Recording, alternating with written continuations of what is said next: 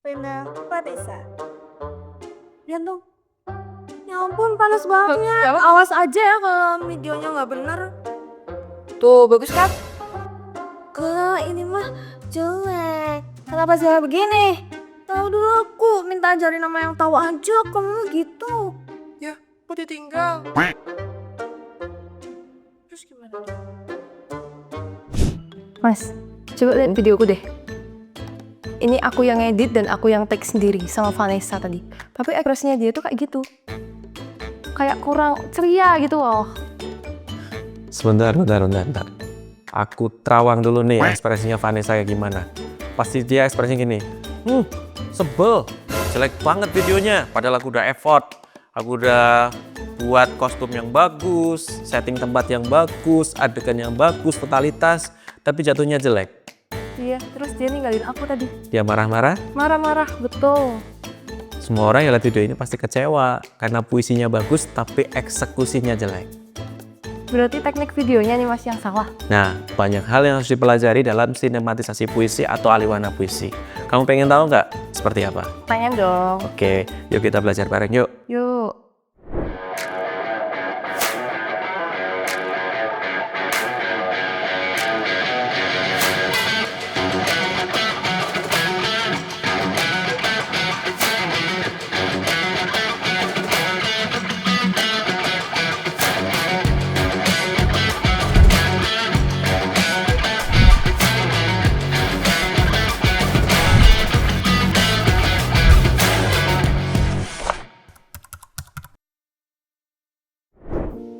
Jadi gini Zin, puisi itu sekarang berkembang tidak hanya dalam wujud cetak, tapi juga dalam dimensi audiovisual multimodal.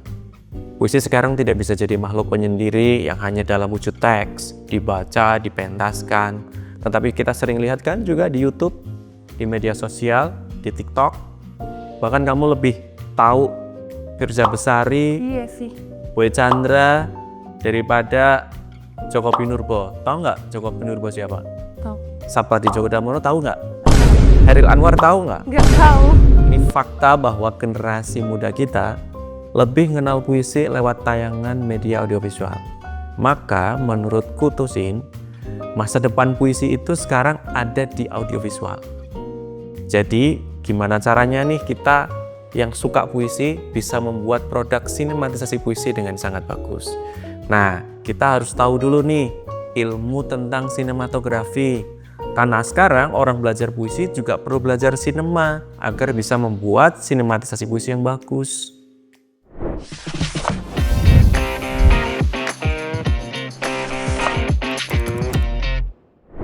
Sinematografi. Bedanya apa sama videografi mas? Jadi gini, kalau sinematografi itu menciptakan momen, peralatannya lengkap, kita bikin adegannya, kita reka adegannya, kita bikin konsepnya, skenario pemainnya, kita set. Tapi kalau videografi, itu kita hanya mengejar momen, peralatannya pun lebih sederhana, timnya juga nggak kompleks. Jadi kalau kita pengen buat sinematisasi puisi atau mengalihwanakan puisi, kita perlu belajar dengan serius terlebih dahulu ilmu-ilmu tentang sinematografi. Kalau mau mulai belajar sinematografi itu tuh hal pertama yang harus dipelajari itu apa sih mas? Oke, yang pertama gini nih, sebelum kita belajar sinematografi dulu nih Sin, kita perlu tahu nih, dalam menciptakan sinematisasi atau aliwana puisi itu, kita perlu ngerti tahu dulu kan isi puisinya apa. Interpretasi naskah dulu, pahami dulu naskahnya. Nah kalau sudah tahu kan kita biasanya mau nerjemahin ke dalam audiovisual tuh, ya kan? Ini gambarnya gimana, adegannya gimana. Tapi kita perlu tahu takaran, porsi, alat yang perlu digunakan. Nah sekarang kita belajar lebih dulu tuh tentang short type, kamera angle, juga framing. Ya.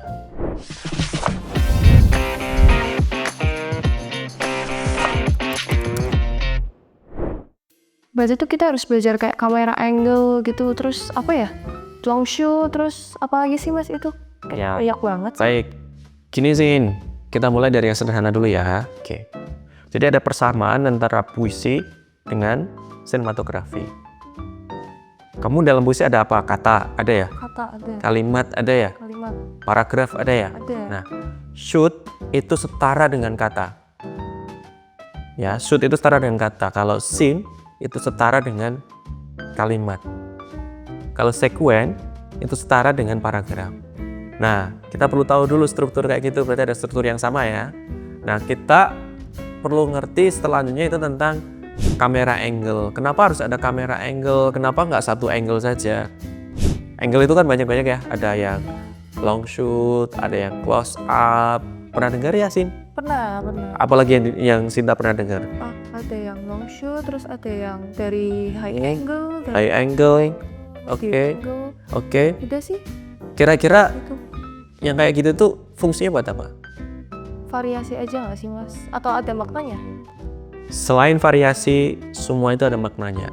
Seperti kata dalam sebuah puisi, kata itu muncul itu pasti ada maknanya dan ada motivasinya kan? Ya. Menyampaikan sesuatu kan ya. Nah, ada yang namanya kalau berdasarkan ukuran subjek itu ada yang namanya long shoot, medium shoot, dan close up. Kemudian ada juga yang extreme shoot, full shoot, dan sebagainya. Sekarang yang umum aja deh. Sekarang ada high angle. High angle itu berarti kamera itu letaknya dari atas. Kameranya dari sana, kita di bawah. High angle. Fungsinya dan maknanya buat apa? Seakan-akan bahwa kita itu kecil. Kita itu tidak lebih bermakna dari yang di atas. Atau dalam rangka mengerdilkan objek. Atau juga bisa dalam rangka melihat objek secara keseluruhan. Nah, kalau dalam sebuah fungsi tekanan, melihat ke bawah, itu dalam rangka mengerdilkan. Ada yang eye levelnya sama, ya, eye level. Ada high angle, yang eye level sama, yang sorot mata sama. Itu menandakan kesejajaran. Biasanya untuk ngobrol, untuk bincang-bincang, untuk emosi yang normal, itu pakai eye level, setara dengan mata. Kemudian ada juga yang low angle, di bawah. Fungsinya buat apa coba? Kalau kita lihat objeknya tinggi, besar, itu objeknya terkesan wibawa ya? Iya. Agung. Kemudian wow gitu kan. Nah, kalau Sinta sedang jalan, diambil adegannya dari bawah, Sinta akan terkesan bahwa wow, elegan. Kemudian Sinta itu glow, Sinta itu berwibawa, gitu kan? Nah, itu ada motivasinya. Jadi gambar itu juga ada motivasi dan ada maknanya. Ada lagi yang frog angle, itu di bawahnya low angle, di bawah. Jadi dari sudut pandang sini nih, bawah nih. Nah, ke kita, lihatnya ke kita. Pernah kan lihat seperti itu ya? Belum. Itu fungsinya untuk efek estetik lain aja sih sebenarnya. Nah, jadi ada motivasinya ya.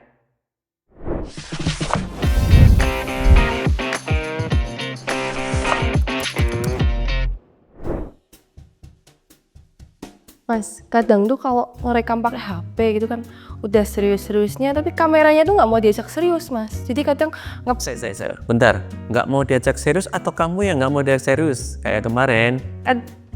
Iya kan?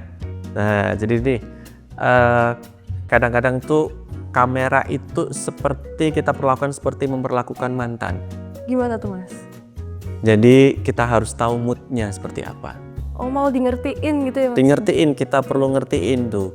Jadi kita pernah lihat kan ada film, cuma kelihatan matanya, cuma kelihatan bibirnya, ada yang cuma kelihatan segini, ada yang kelihatan segini, ada yang kelihatan segini, ada yang bahkan sampai kaki, bahkan ada yang luas dan ada frame belakangnya. Pernah lihat? Pernah? Bagus kan dengan komposisi gambar seperti itu? Bagus, tapi lebih seringnya lihat yang kayak kaki aja, kayak melangkah gitu loh, Mas. Oke, potongan kaki gitu kan. Potongan kaki. Ini dalam sinematisasi puisi perlu yang kayak gitu, ekspresi wajah. Kenapa perlu gitu sih?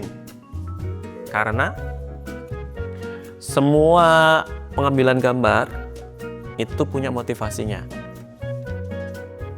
Punya motivasinya, harus ada maknanya. Contoh nih, kalau kita close up, extreme close up misalnya hanya matanya saja, itu ingin menyampaikan kedalaman emosi yang lebih. Misalkan air matanya jatuh, netes. Tentunya kita nggak perlu buka sampai keseluruhan di belakangnya, ya kan? Kita pengen ada omelan-omelan, kadang-kadang kita cukup close up segini. Fokus bibir aja. Betapa kata-kata yang dia ucapkan itu tajam gitu kan. Nah, ada yang kita perlu juga langkahnya untuk efek dramatis. Jadi semua ada maknanya. Jadi ada close up. Close up itu segini sih. Close up. Setengah Ya, dari close kelihatan up. mana tuh mas? Close up itu segini, close up. Terus kalau kemudian ada juga extreme close up. Itu mata, misalkan hidung. Fungsinya buat apa? Extreme close up itu untuk detail emosi. Kalau close up itu untuk ekspresi secara lebih general. Medium close up kita masih bisa tahu situasi sedikit di lingkungan. Kemudian ada juga sampai knee shoot. Knee shoot itu sampai lutut. Fungsinya kita bisa tahu juga setting tempatnya tanpa menanggalkan emosi. Ada juga yang long shoot. Long shoot itu kayak ini long shoot nih. Nih. Itu long shoot. Kalau long shoot sendiri itu tuh kayak menggambarkan emosi apa sih mas? Nah, kalau long shoot lebih tahu bahwa kejadian itu di mana. Settingnya di mana, kan sampai keseluruhan di belakangnya. Ada juga extreme long shoot sampai luas. Ini kita di kebun teh kan. Nah, itu bisa sampai luas sampai sana yang kelihatan, itu extreme long shoot. Kita bisa pakai drone atau kamera yang wide, yang luas gitu. Kebutuhan dalam sinematisasi puisi apa yang sering dipakai? Yang masing-masing kepakai. Tapi biasanya kalau dalam sinematisasi puisi, karena lebih menonjolkan efek emosional, pasti medium close up, kemudian extreme close up, knee shoot itu lebih banyak dipakai. Lebih banyak dipakai. Beda dengan adventure, video adventure atau petualangan. Biasanya alamnya sering pakai. Gitu ya, bisa dipahami ya. Nah kamu tuh yang tadi kenapa Vanessa marah-marah, Vanessanya sedih, air matanya jatuh, dianya tersenyum, kamu ambilnya sampai background alamnya. Ya nggak pas dong, ya kan? Oke, pantesan ya marah-marah. Aku aja kalau gitu marah-marah. Ini kan sambil kameranya geter gitu ya mas ya. Oke, belum makan sih kamu sih. Lapar mas. Lapar. Belum makan atau nggak tahu? Nggak tahu apa nih? Nggak tahu ilmunya? Ya itu dua-duanya sih. Dua-duanya. Oke.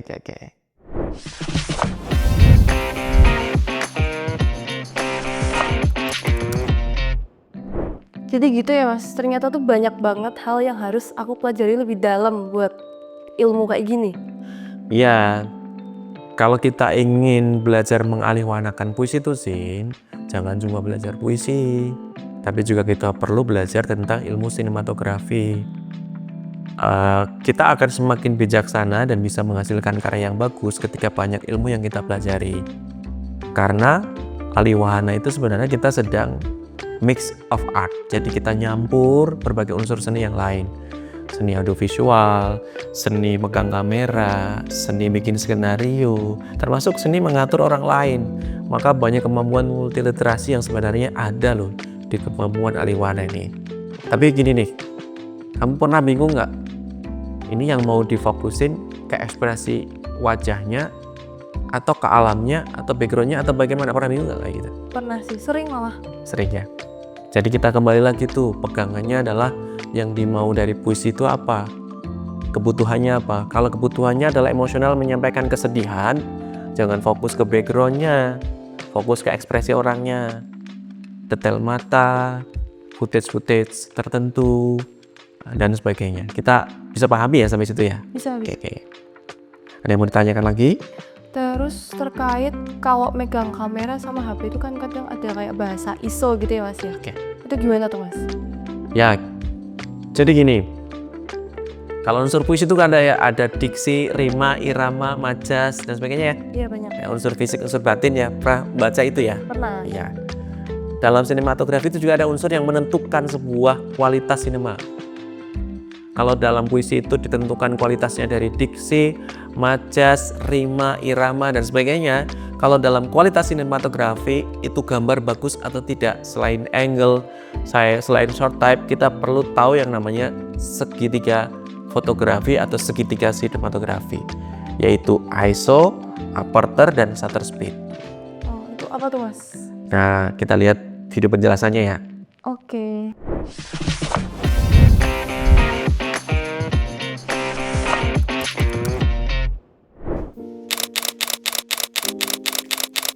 Segitiga exposure adalah rahasia dasar sinematografi.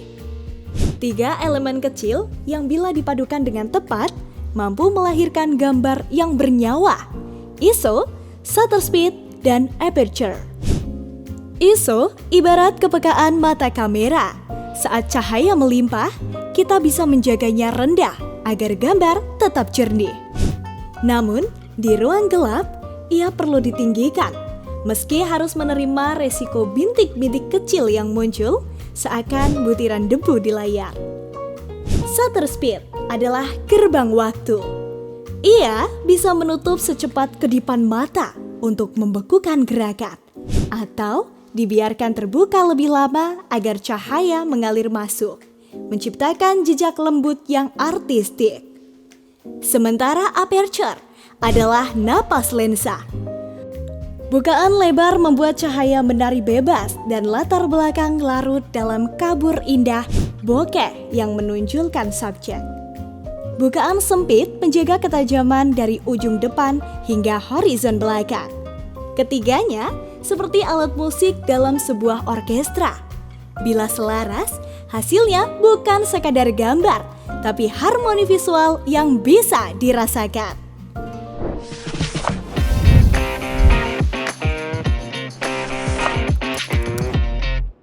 Nih Mas, aku udah bikin video lagi dari teknik yang tadi Mas jelasin.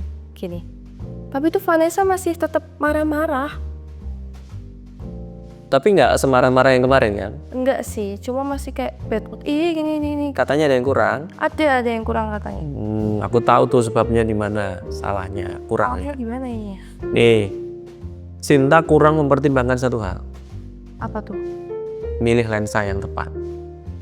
Oh, perbandingan Iya lensa dong. juga harus diperhatikan. Iya, kamu pengen menyoroti ekspresi tapi kamu pakainya lensa yang wide, misalkan 28 mili dan di bawahnya itu pasti gambarnya jadi comical. Lebih ke alamnya, ke backgroundnya. Tapi kalau kamu ingin ekspresi, kamu pakainya lensa 50 normal atau 85, ekspresinya pasti lebih dapat. Perbandingannya ada di sini nih. Nih, perbandingannya. Nih. Ya kan? Beda. Oke. Beda kan? Jadi kita menggunakan lensa yang tepat akan membidik suasana emosi yang tepat juga sih. Itu kurangnya di situ tuh sih. Setiap lensa adalah mata dengan sudut pandang berbeda. Masing-masing membawa rasa dan karakter. Lensa kit biasanya 18 hingga 55 mm. Adalah teman pertama bagi banyak pemula. Fleksibel, ringan, dan serbaguna. Meski bukaan cahayanya terbatas, ia cukup untuk belajar mengenal dunia visual dari berbagai jarak. Ada juga lensa wide angle, sekitar 14 hingga 35 mm. Lensa ini seperti menghirup udara luas. Ia menangkap pemandangan megah, ruang sempit yang tampak lapang, atau keramaian kota yang penuh energi. Namun, bila terlalu dekat, wajah bisa melengkung, memberi efek dramatis yang kadang terasa unik, kadang janggal. Berbeda lagi dengan lensa prime, 35 mm, 50 mm, atau 85 mm. Ia tak mengenal zoom, memaksa kita bergerak mendekat atau menjauh.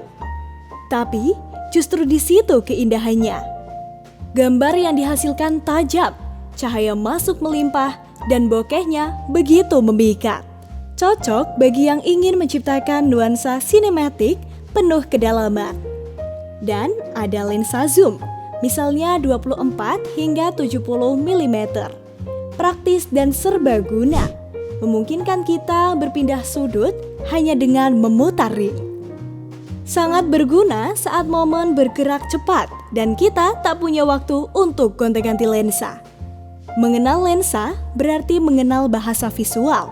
Tiap lensa menawarkan dialeknya sendiri.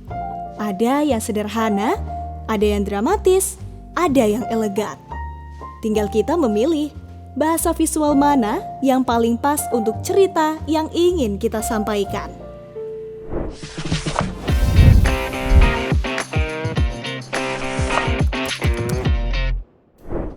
Ya, ini karyamu yang baru ya, Sin. Ya, yuk. Lebih keren ya. Keren ya? Lebih keren sih daripada sebelumnya. Akhirnya dapat Ya, apresiasi. lebih keren daripada sebelumnya. Tapi pasti kamu ada satu hal yang masih bingung nih kayaknya. Iya sih mas. Terkait pencahayaan nih. Mm-mm. Kayak dari mana yang harus diambil terkait buat puisi itu sih. Penentuan cahayanya itu yang tepat gimana gitu. Oke. Kadang-kadang sih kalau di alam bebas kita nggak terkendala cahaya. Kadang-kadang ya.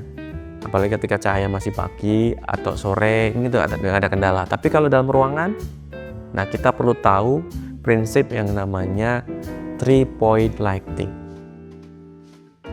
3-point lighting itu seperti apa? Nah, kita lihat ya. Pencahayaan adalah jiwa dari sebuah gambar. Dan salah satu teknik yang paling abadi adalah 3-point lighting. 3 cahaya yang bekerja bersama memberi dimensi hidup. Key light, cahaya utama menyingkap wajah dan tubuh dengan tegas.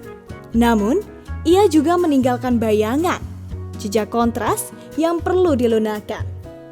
Maka hadir V-light, lembut dan ramah, menyapu bayangan keras agar wajah kembali alami.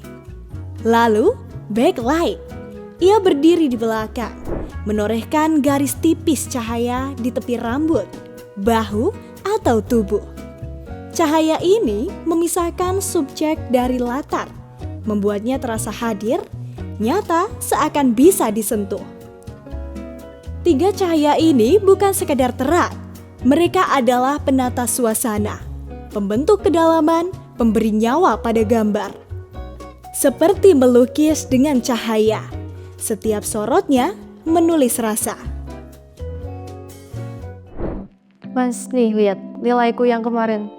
Tapi ada catatan tersendiri dari dosen, katanya aku harus belajar lebih banyak lagi. Nah, kalau sinematografi adalah bahasa visual, itu sejauh mana ia bisa menjadi penerjemah bagi puisi nih, Mas? Baik, karya sinematografi atau karya warna puisi itu bisa punya potensi yang sangat besar sih. Jadi gini, apa yang diterjemahkan lewat penerjemahan dan daya pikirnya Sinta itu kadang-kadang bisa diperluas lewat bahasa gambar atau juga bisa dipersempit lewat bahasa gambar. Dan itu nggak salah kok. Misalkan nih, aku ingin mencintaimu dengan sederhana, seperti kayu kepada api yang menjadikannya abu. Terjemahan Sinta bisa jadi itu ketulusannya. Iya. Tapi bagi orang lain bisa jadi itu berbeda. Nah, bagaimana bahasa visual bisa menerjemahkan puisi itu dengan jujur? Yang terpenting adalah Sinta bisa memahami pemaknaan itu, kemudian memahami juga tentang kaidah penggunaan alat nih. Kayaknya Sinta itu masih kurang menggunakan variasi alat. Selama ini masih pegang tangan, Iya, pegang tangan. handheld, Sebenarnya iya sih, gitu handheld. gambarnya seki-seki goyang-goyang, Iya. seperti hubunganmu sama dia goyang-goyang tanpa kepastian. Iya, karena nggak ada gimbalnya ya, Mas. Ya. Nah, itu udah tahu bahwa ternyata megang kamera itu seperti memegang kepastian cintamu padanya. Harus stabil, Mas. Harus dengan banyak alat dan properti dong. Ya kan? Kamu tentu banyak properti dong. Oke.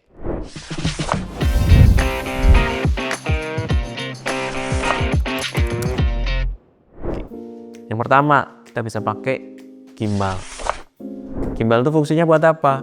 Untuk gambar bergerak, kamera movement, tapi gambarnya nggak shaky, nggak goyang. Oh, jadi walaupun gerak gini tuh tetap Nggak goyang. stay gitu. Lebih enak, enjoy, ngalir, dan gambarnya lebih halus.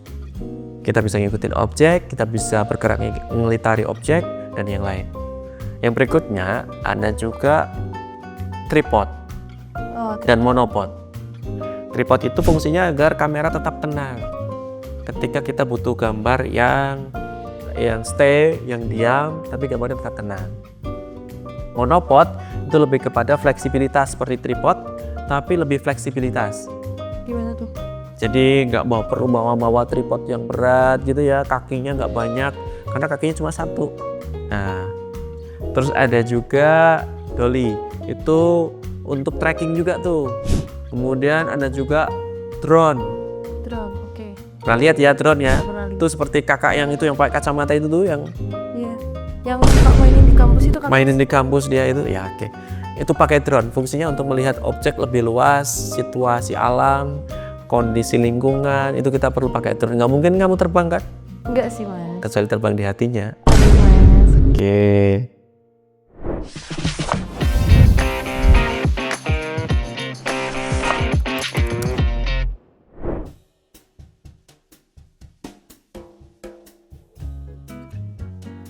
Udah bagus belum nih?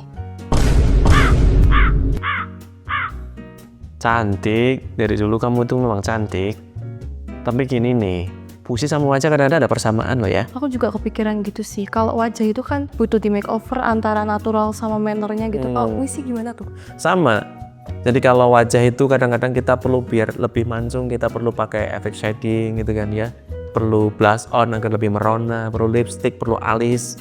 Di dalam sinematisasi puisi itu kadang-kadang juga perlu ada dihiperbolkan di bagian tertentu, perlu diberi tensi atau tekanan di aspek-aspek emosional yang lain, perlu dikurangi di beberapa bagian, perlu dialusin, finishing dan sebagainya. Nah, ada rumus nih Sin yang kita perlu ingat. Apa tuh? Kan gini, kita udah tahu tuh kontur puisi kita, kontur wajah kita udah tahu karakternya, Ya. maknanya kita sudah tahu.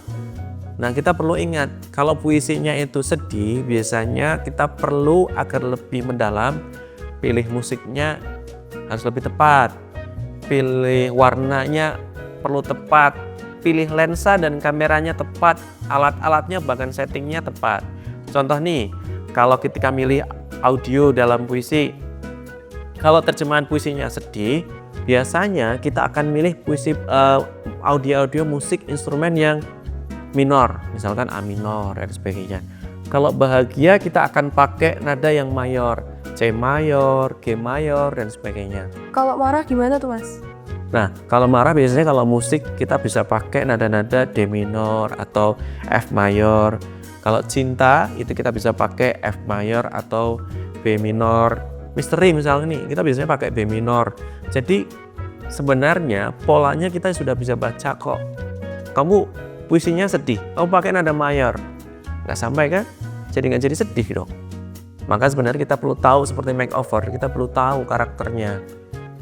Begitupun sama nih dalam unsur tertentu, misalkan kita sedih, kehilangan, hampa, itu pilih warna warnanya misalkan hampa, kita bisa pakai warna yang agak keabu-abuan atau bayangan yang redup. Atau kita sedang marah, kita bisa unsur warna merah, musik yang agresif, suara petir gitu kan. Jadi unsur-unsur seperti itu sangat mendukung tuh Sin dalam sebuah sinematisasi puisi. Kalau Sinta lagi rindu gitu kan ya, pasti nggak jauh-jauh kan, nyari senja, hujan, kopi, ya kan? Dan lagu galau. Sama dalam puisi juga sama. Kalau lagi jatuh cinta, kangen seseorang, pasti gambarnya unsurnya senja, warm, gitu kan, yang lebih hangat. Kemudian matahari tenggelam, hujan, kopi, unsur-unsur seperti itu yang sudah dekat dengan kita, itu kita perlu pahami juga. Ada denting piano, dan hal-hal yang orkestrasi yang ringan tuh Sin. Tapi ya mas, aku ada pertanyaan nih. Kalau semisal puisinya itu tentang kayak hilang arah tuh, berarti itu tuh gimana terkait gambarannya? Kalau hilang arah itu kan guncangan ya? Oh guncangan. Guncangan. Jangan pakai gambar kamera yang terlalu stabil. Justru kamu lebih banyak pakai rig atau handheld. Jadi ketegangan, tensi emosi kamu, perasaan kamu yang bergejolak itu terwakilkan tuh di situ. Nah, kadang-kadang kita nggak mikir. Jadi kontur wajah kita, kontur puisi kita, itu kita pahamin dulu. Mana yang kita bisa adjust, tinggikan emosionalnya, mana yang kita bisa make up di bidang lain. Jadi benar, membuat sinematisasi puisi itu seperti make over wajah kita. Gitu sih. Termasuk juga teknik kamera movement dan sebagainya. Coba nanti aku bahas ya sama si Vanessa, biar dia juga nggak gampang nyalahin kamu. Nggak enak ya disalahin terus. Iya mas. Sedih ya. Nggak tahu udah effort ngedit mas. Ya, Terus pasti. dimarah-marahin. Aku nggak tahu salah aku di mana. Ya, aku kadang juga bingung sama Vanessa. Vanessa, kamu kesini.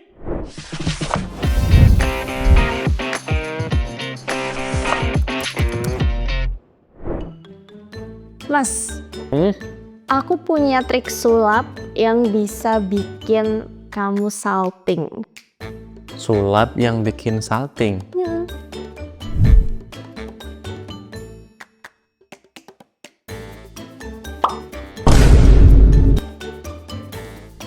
Penasaran kan? Apa itu? Penasaran kan pasti? Hmm?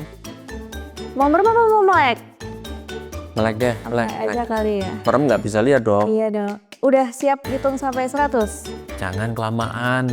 Udah nunggu yang lalu aja yang kelamaan. Nunggu mantap. Ya kali ya. 3 ya, 3. Kosong kan? Kosong. Oh, oke. Hitung sampai 3. 1, 2, 3.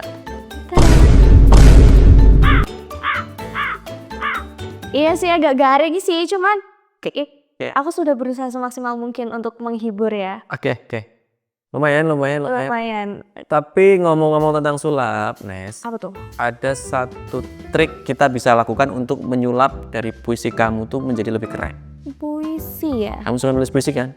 Suka sih. Kamu suka baca puisi kan? Suka. Suka menikmati puisi. Suka. Tapi puisi sekarang itu ditakdirkan bukan cuma hidup di teks, tapi juga di layar, di gadget, di YouTube, di media sosial. Dan kita bisa nyulap menjadi karya yang bisa ditonton banyak orang. Gimana tuh? Nah, caranya adalah dengan mengalihwahanakan puisi. Oh, mengalihwahanakan. Itu ada teknik-tekniknya nggak sih? Prinsip atau trik-triknya gitu? Secara teori nih, di buku-buku teori yang beredar, alihwahana itu masih sering dibahas sebagai sesuatu yang deskriptif. Ya. Alihwahana adalah memindahkan dari karya sastra ke jenis seni yang lain. Tapi belum ada yang membahas tentang trik, langkah-langkah membuat prinsip-prinsip di dalamnya. Oke, Nah, gitu ya. Kalau dalam teknik saya tuh ada yang saya namakan dengan prinsip heksalogi alihwahana. Prinsip heksalogi masih asing ya, gak Oke. saya ya. Itu versiku. Oh. 6 langkah yang super kece menyulap dari puisi menjadi tayangan sinematik yang cetar membahana. Tapi sebelum ngomongin tentang alihwahana puisi dan trik heksalogi alihwahana, justru aku pengen ngomong tentang satu nih yang penting, Apa tuh? yang tidak bisa dilakukan oleh temenmu si Sinta tuh. Wow, iya sih. Ih, sumpah dia tuh nyebelin banget tau mas. Kamu kemarin marah-marah tuh sama Sinta. Orang udah panas-panasan, udah make up, udah tampil sangat wow ya. Ya. Sudah berekspektasi sangat tinggi. Ternyata hasilnya malah kayak gitu. Tremor tangannya, Iya dia tuh kayak ah, nenek-nenek. iya betul. Nah, tapi gini nih, ada satu trik yang Sinta itu lupa belum pelajari, dan kamu harus pelajari. Sebelum ngomongin tentang trik heksalogi alihwahana, yaitu satu tentang kamera movement, Kamera movement, yang kedua lens movement, lens movement. dan yang ketiga nanti kita baru belajar tuh sempurnakan dengan prinsip heksalogi alihwahana. Oke, Mau tahu tentang kamera movement? mau tahu dong pastinya. Oke.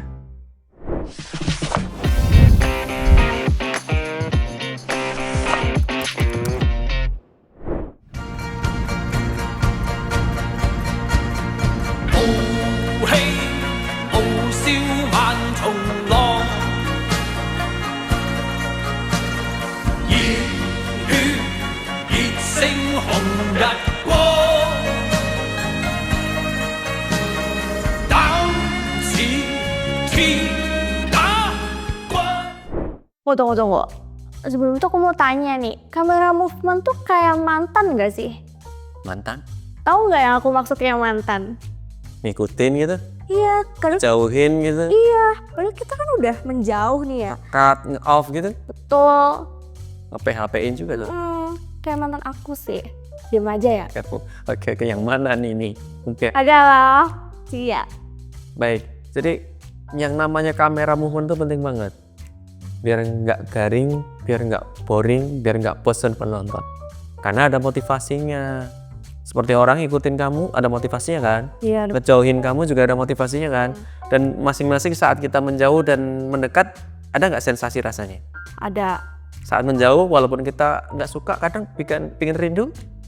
Kayak Oke. sih, oke. Sama kamera itu ada trik juga namanya kamera movement. Jadi gini, pergerakan kamera itu ada beberapa.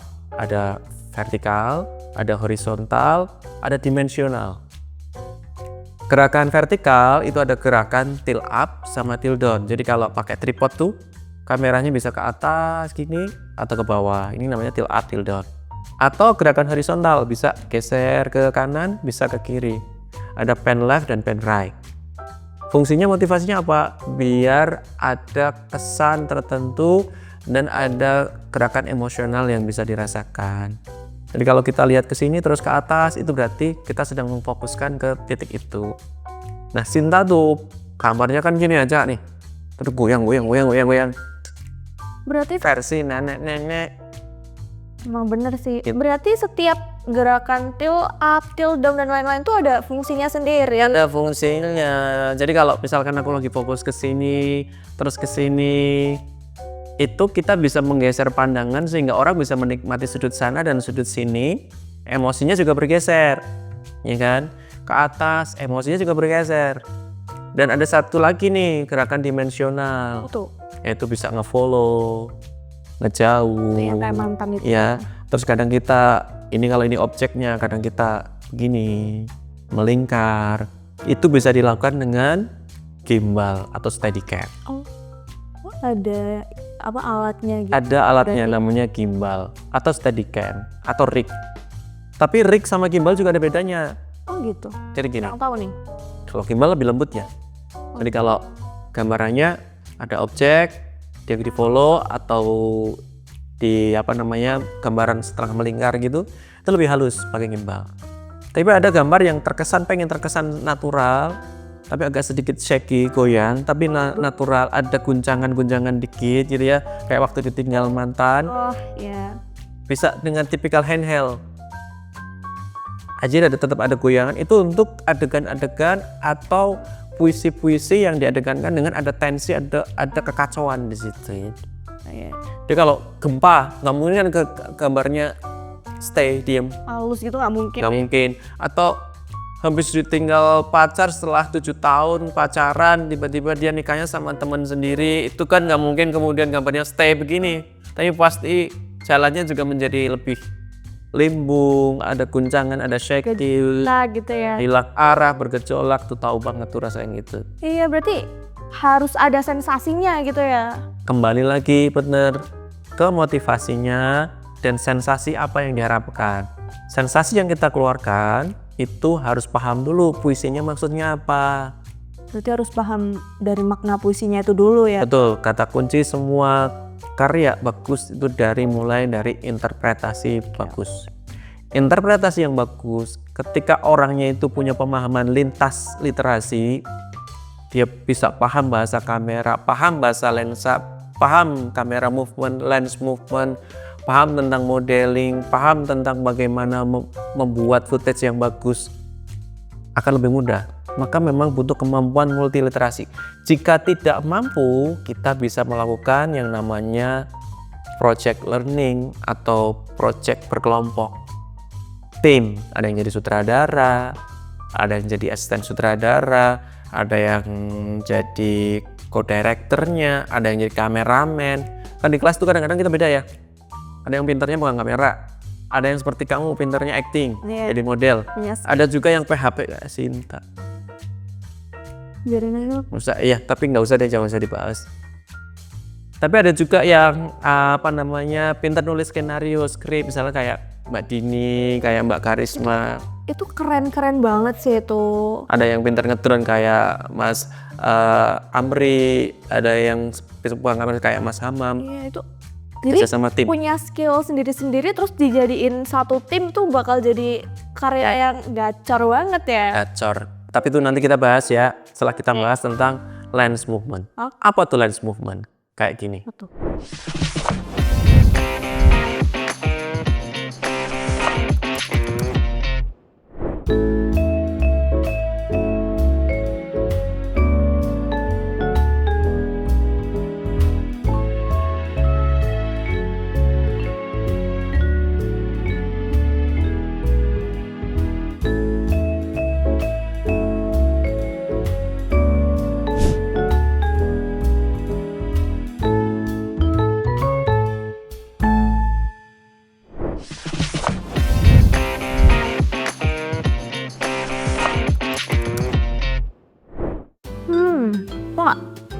Boleh.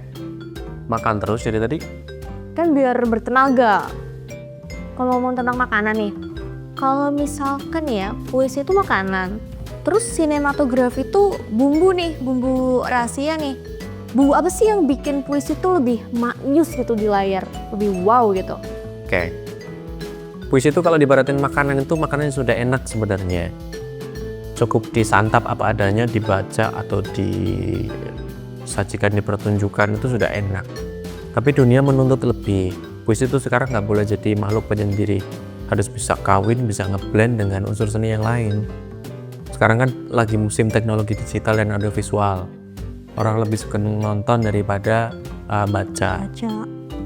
Jadi kalau puisi itu pengen dibuat lebih enak, lebih maknyus di layar, ya harus paham tentang prinsip-prinsip sinematografi. Dan itu udah tak bahas tadi dengan si Sinta. Tuh. Nah, tapi yang bingung nih, kan kita perlu mengalihwanakan puisi itu. Puisi jadi tayangan itu kan prosesnya namanya alihwana. Ada hutan belantaranya. Di buku-buku teori itu nggak dijawab. Langkah-langkahnya kalau mau buat alihwana puisi itu harus gimana? Sinematisasi itu harus bagaimana? Nggak ada satupun teori yang menjawab itu. Belum ada gitu. Nah, ini aku pengen ngenalin satu prinsip yang namanya heksalogi alihwana. 6 langkah untuk membuat sinematisasi puisi. Kalau misalnya puisi itu jomblo, terus dialihwahanain ke film nih, apakah nantinya bakal dapet pacar? Kalau iya sih aku juga mau, kalau gitu. Mau juga jadi puisi, biar dapet pacar. Ya jodohnya puisi sekarang banyak banget. Jodohnya puisi itu sekarang harus dengan musik, dengan kamera, dengan seni peran, dengan dunia modeling, dengan YouTube, dengan podcast, dengan TikTok dan sebagainya. Maka sebenarnya puisi akan bisa menemukan banyak jodoh ketika dialihwanakan. Tapi kita bahas yuk langkah-langkahnya seperti apa. Oke. Yaitu dengan heksalogi alihwana. Tahap pertama namanya interpretasi. Tahap yang kedua namanya transformasi. Tahap ketiga namanya fragmentasi. Tahap keempat namanya konkretisasi. Tahap yang kelima namanya editing. Tahap yang terakhir namanya publikasi. Wow, lumayan banyak juga ya. Banyak, tapi menyenangkan. Menyenangkan. Tahu nggak kenapa menyenangkan? Nggak tahu, kenapa tuh? Karena saat mengerjakan proyek alihwana, sebenarnya kita ketemu dengan banyak kepala. Kok bisa? Kita ketemu dengan banyak pengalaman. Iya, karena tim kita nanti ada sutradara, ada penulis skenario. Kita akan belajar menghargai pendapat orang. Ada kerja sama tim, ada yang jadi model, ada yang jadi pengarah adegan, ada yang nata cahaya, kamera. Dengan seperti itu puisi menjadi lebih hidup dan tidak bisa dinikmati seorang diri. Oh, betul. Nanti yang nonton, komen, publikasi, feedback ada reward tertentu. Bahkan sekarang bisa dapat monetize. Maka sebenarnya puisi itu punya nilai harta karunnya sendiri. Mau belajar tentang prinsip heksalogi alihwana? Boleh tuh. Penasaran juga sih gimana teknik-tekniknya gitu. Oke.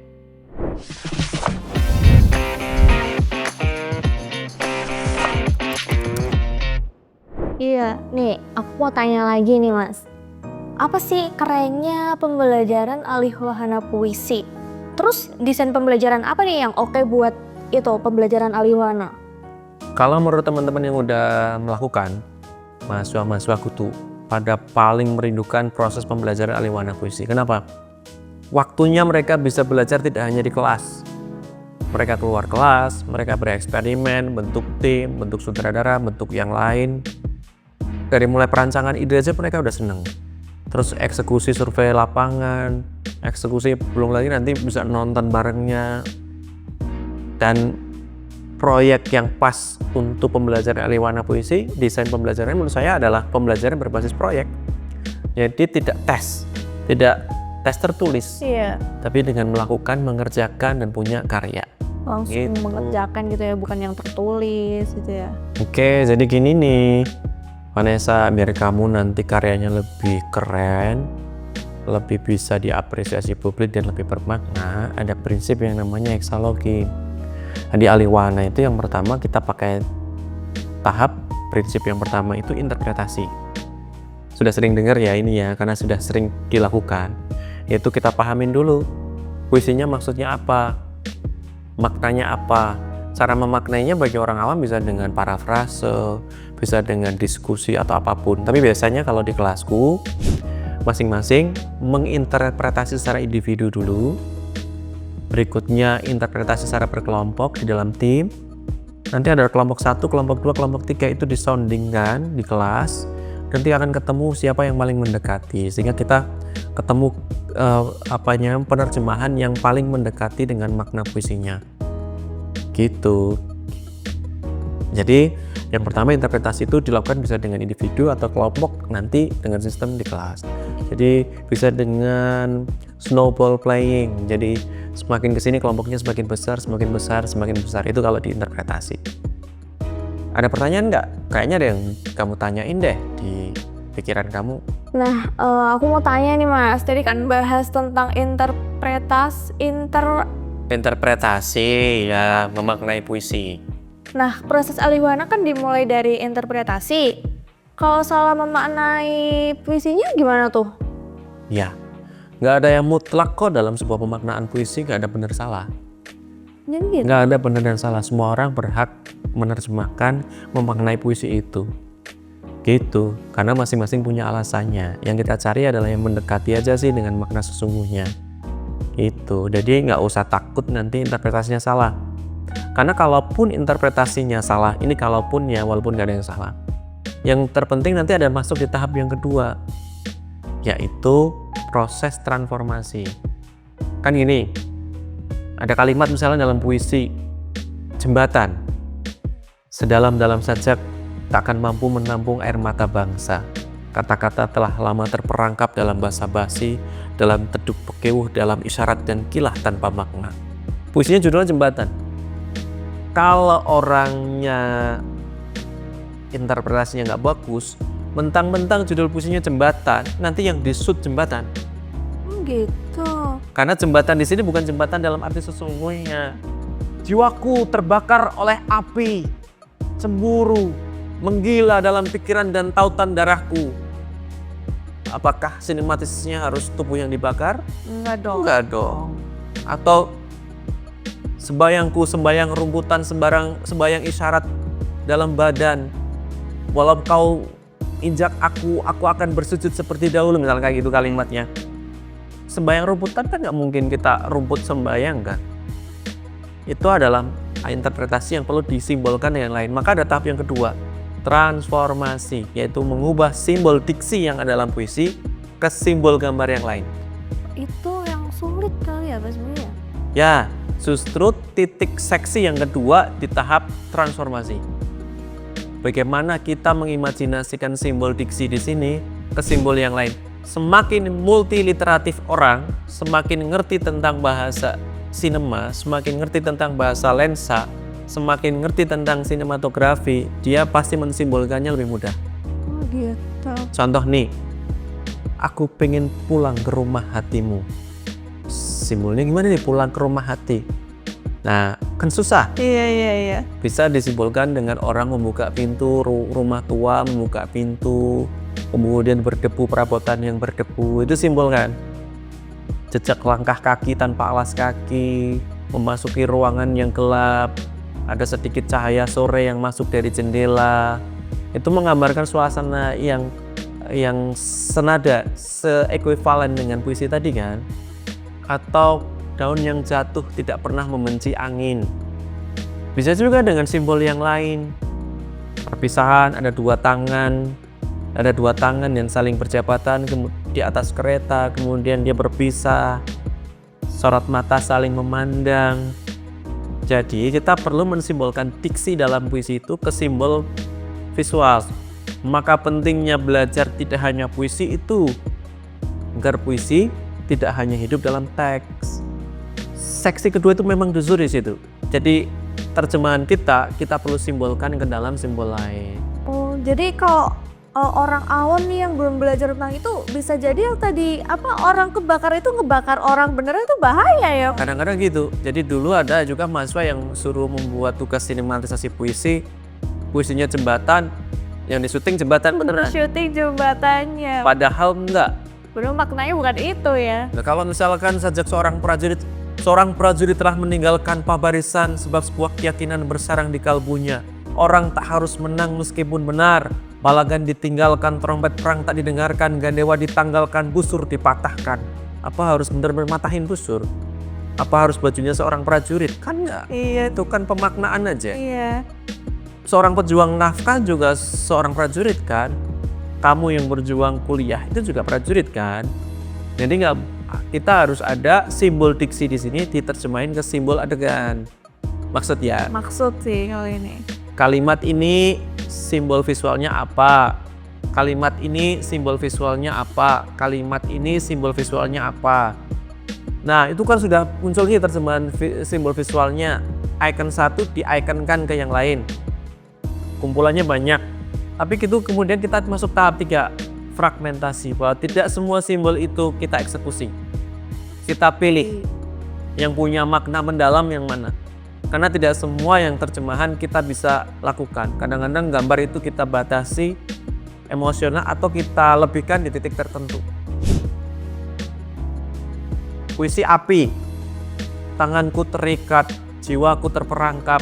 Bisa jadi ada api di depannya, ada kursi kosong, dia tangannya ditali, mulutnya diplester, dia pengen teriak, ada kobaran api dalam jiwanya, itu kan ada simbol aja. Boleh seperti itu, tapi tidak semuanya kemudian satu kalimat, satu kata, satu simbol, satu kata, satu simbol, enggak.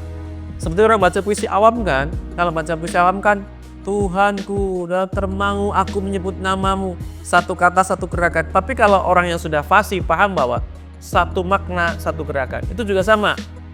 Di dalam prinsip fragmentasi, enggak semua kata harus disimbolkan. Satu makna, satu simbol. Satu makna, satu simbol. Misalkan begitu. Tahap yang berikutnya yaitu kita bikin konkretisasi. Itu meliputi kita bikin naskah, kita bikin tim, kita syuting. Itu konkretisasi, pelaksanaan. Konkretisasi. Iya. Setelah syuting dan sebagainya kita bikin tim, ada sutradara, ada asisten sutradara, ada penulis naskah dan sebagainya. Kemudian kita ada yang namanya editing. Di editing itu harus punya prinsip. Puisi sedih berarti musiknya harus yang tadi kita udah bahas tadi. Perpisahan warnanya apakah harus cerah atau monokrom atau abu-abu tadi udah kita sempat bahas. Terus juga terakhir yaitu setelah editing publikasi. Di publikasi itu asiknya di sini. Kita bisa langsung mendapatkan feedback dari penonton kita jika dipublikasikan di media. Karena ada komen, like, share, rewardnya langsung ke kita. Kita seneng gitu ya. Saya seneng. Akhirnya pembelajaran di kelas akan menjadi pembelajaran yang menyenangkan dan hidup. Jadi gampang ya ternyata ya. Walaupun ada 6 langkah tapi ternyata mudah. Bisa bayangin seru kan? Seru sih. Tadi awalnya tuh kiranya bakal yang sulit atau gimana, tapi setelah aku dengerin ya penjelasan dari Mas barusan, seru juga sih kalau misal kita ngelakuin, ngejalanin gitu ya, apalagi yang udah di tahap apa? Publikasi. Tapi ada pertanyaan nggak itu yang mungkin mau dibacakan? Kamu yang pengen kamu tahu. Nih, ini hujan nih adanya ya Mas ya? Hujan dan ngomongin puisi, hujan, kebun teh, Iya. sahdu kan? Vibes-nya tuh dapet gitu loh. Coba kalau kamu syuting sama teman-teman di lokasi seperti ini.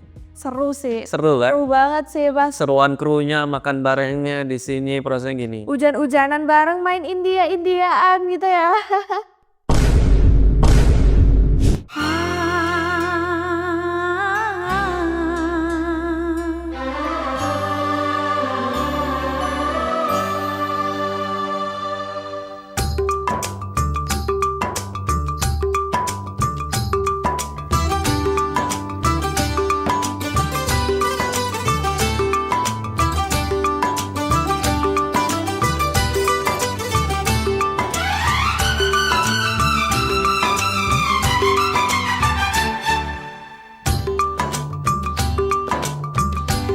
पास आए यूं मुस्कुराए. Stop. Lagi ngapain sih? Kita kan udah belajar puisi. India apa itu? Kayak gini. Nah itu tuh banyak juga yang kemudian adegan cinta dalam puisi jadi adegan India-Indiaan. Kayak si Sinta. Ya, kenapa? Karena ngesimbolkannya itu juga di tahapan kedua, ketiga, seterusnya kurang pas. Jadi kesimpulannya nih, puisi itu nggak boleh jadi jomblo saat ini. Iya sih, karena jomblo Oh nggak enak. nggak enak sih ya. Oh, nggak enak. Iya. Jadi ada puisi itu harus ada waktunya untuk bertemu dengan unsur seni yang lain, seni musik, seni digital, seni kamera atau sinematografi, seni peran, seni modeling, bahkan seni-seni yang lain. Karena masa depan puisi justru ada di situ. Bayangkan kalau puisi sekarang hanya hidup di teks, pasti anak-anak muda akan lebih senang Mobile Legends daripada belajar tentang puisi dan sinematisasi puisinya. Dan tahapan mengalihwanakan puisi itu seru banget. Tadi kan kita udah bahas tuh ya Mas. Kayaknya itu keren banget deh kalau misal dibukukan deh teori dari Mas itu. Biar bisa buat belajar orang-orang lain juga yang belum tahu itu. Kamu tuh banyakan stalking yang Korea nih sampai lupa stalking aku. Iya banget lagi. Memang itu sudah aku bukukan. Sebelum aku bukan, yang Hexalog itu sudah aku uji cobakan di 3 provinsi. Di Jogja, di Jawa Tengah, di Jawa Barat. Dan hasilnya semuanya seneng dengan prinsip itu. Daripada puisi di teks, mendingan dilakukan kan ya. Kan ingat, dan pembelajaran sekarang, pembelajaran yang mendalam itu mengalami, enjoy, berkesadaran. Dan prinsip Hexalog ini semoga bisa diterima oleh banyak orang. Iya sih. Keren sih. Nah, kalau tadi kan Masnya kan udah ngasih aku beberapa teori yang cukup bagus ya. Mau nggak aku kasih dia sulap lagi? Buat penutup. Sulap lagi. Bosan keluar, Nas. Sih. Nggak mau? Nih, mau dikasih sulap, mau pergi nggak jelas. Mas,